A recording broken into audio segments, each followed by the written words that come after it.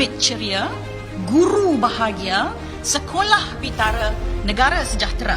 Kementerian Pendidikan akan memberikan tumpuan kepada 7 teras utama. Yang pertama, menjadikan komunikasi antara kementerian dan sekolah lebih cekap dan telus. Yang kedua, memberi penekanan kepada aspek karamah insaniah melalui pembentukan adab, akhlak dan juga integriti. Yang ketiga adalah memberi perhatian kepada isu kemiskinan multidimensi murid, khususnya daripada keluarga B40. Keempat, memberi perhatian kepada isu keciciran pendidikan ini serta masalah literasi dan numerasi supaya kesenjangan pendidikan yang wujud. Kelima, memberi fokus kepada kebajikan guru kerana guru adalah teras utama keberkesanan penyampaian pendidikan.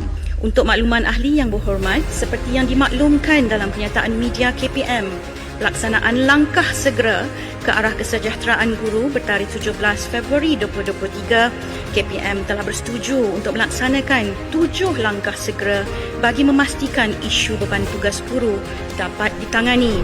Keenam, memberikan tumpuan kepada usaha-usaha untuk mengubah suai dan menaik taraf sekolah-sekolah yang mempunyai bangunan daif, terutamanya di Sabah dan Sarawak. Dan ketujuh, meningkatkan keupayaan pendidikan digital di sekolah.